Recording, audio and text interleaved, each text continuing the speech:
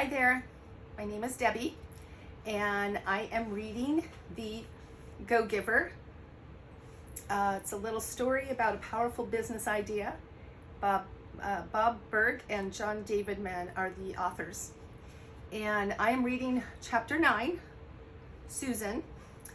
And so far, Joe, he works, with a corporation, and he was just trying to find the answer to success, because he's actually on his last leg here.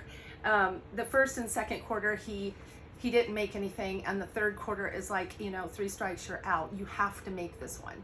So he has to get this one to work. So he's desperate. He's trying to find the answers, and a coworker named Melanie, he goes to, because she saw he was a little distraught, and he goes, yeah. He goes, hey, by the way, who's that guy that's like a big wheel, that like a big consultant? And she's like, oh, you mean the chairman, and he's asking what his name is, and it's Pindar. So she gives him the information, and then Joe meets with him, hoping to get some things solved by Friday, because that's the deadline. So he wanted to meet him right away. And so what happens is Pindar's taking him around, meeting all these people and teaching him the secret to success, which is giving, but it's a little bit more than that. So we're about halfway through the book. I'm very excited, so I'm going to read to you now, and you could go about your business. You don't have to watch, you can just listen. All right, so chapter 9, Susan. When Joe returned to his office that afternoon, things were in chaos.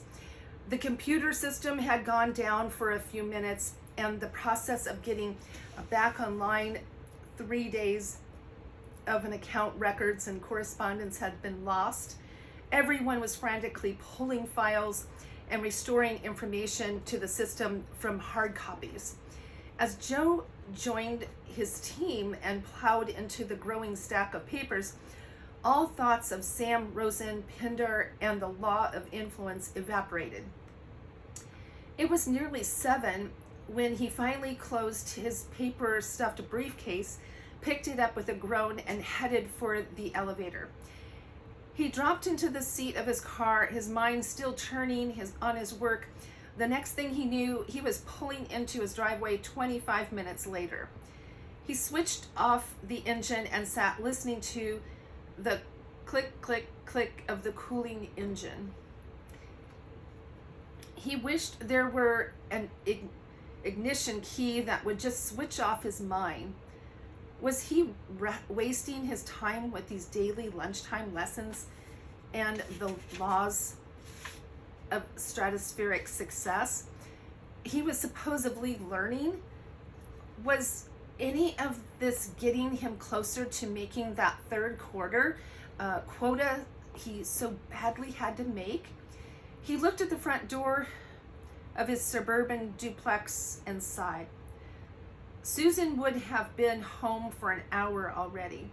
She would be just exhausted as he was, and her afternoon would have been just as hard as his. He found Susan in the kitchen, pulling something from the oven. She didn't need to tell him that he was late, or that their dinner was a little dried out, or that she was too tired to take care one way or the other. Her body language said all of that and more. Over the listless dinner, notes were compared and mysteries tallied as to 2 moved through the meal and kitchen cleanup. Joe wanted to tell her all about his appointment at the imposing Liberty office building, but he gave up without even trying. Last Saturday, when Joe had returned home and told her his first impressions of Pindar, Susan had been intrigued. But at dinner on Monday, when he tried to tell her about Ernesto, she said only, so this guy is actually the owner? She repeated this a few times and couldn't seem to get any deeper into his story. Yesterday, when he started telling her about Nicole Martin's kindergarten conference room, she rolled her eyes and said, "You're kidding." It went no further. Joe and Susan had established a sort of unwritten rule. They both had high-stress jobs and would arrive home for the evening in knots, each with at least a solid hour or two of extra work, office work to do. The unwritten rule was this: we each get up to 30 minutes of complaint time, no more. Tonight, Susan had already well into her half hour. Joe sat on the edge of their bed, doing his best to stay sympathetic while Susan paced and talked. Inwardly, she sighed again, wondering what he could possibly say that would make her feel better. Suddenly, Joe realized that Susan had stopped talking mid-sentence and was looking at him. "I'm sorry," she said softly. "It's almost 8:30. Excuse me.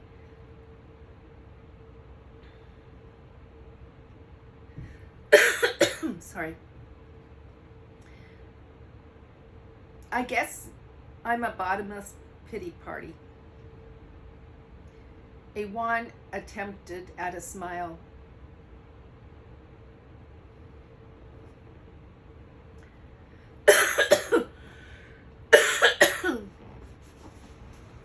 Sorry.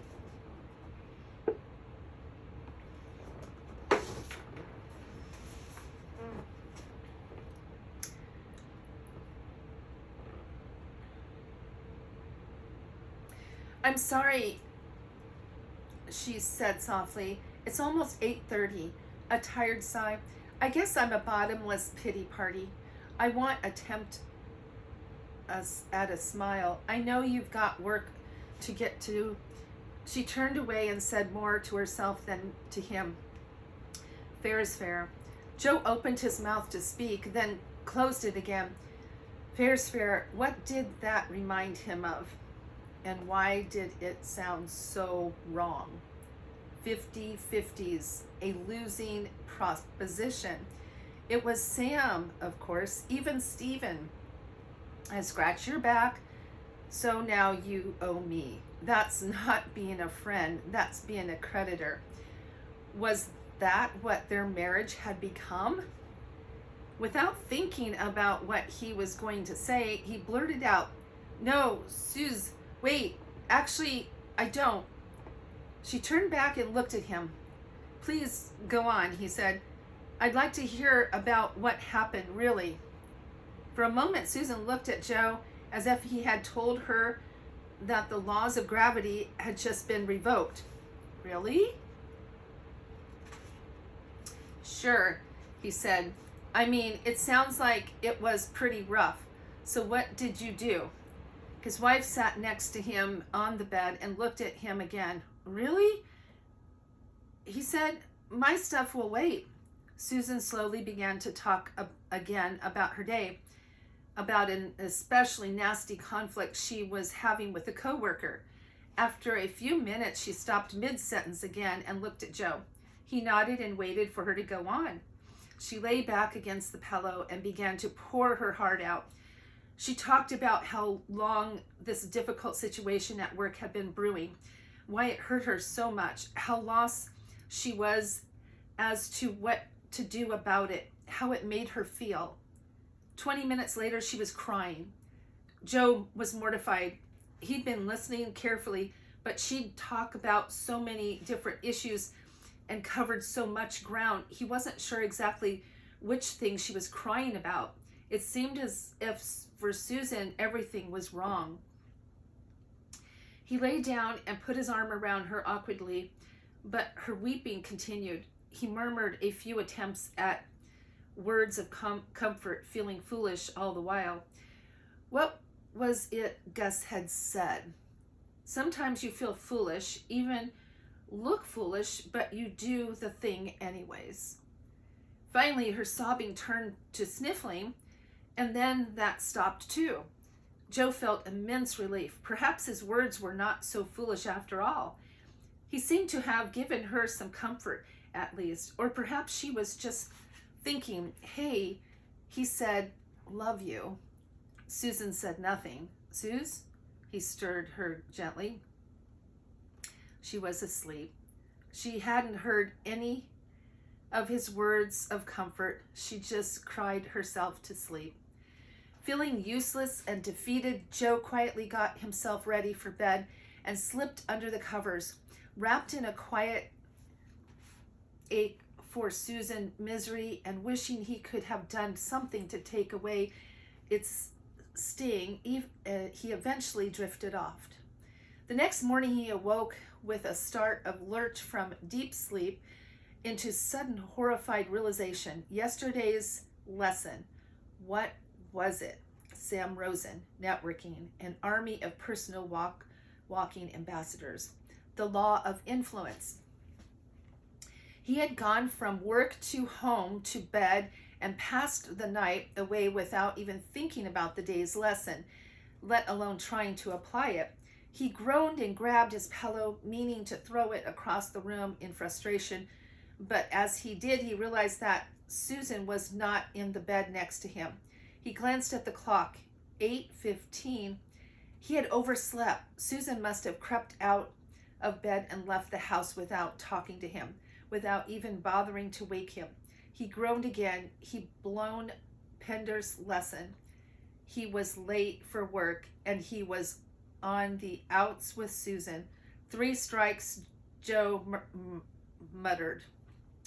Pender's word echoed in his mind. If you don't abide by my condition, our meetings will come to an end.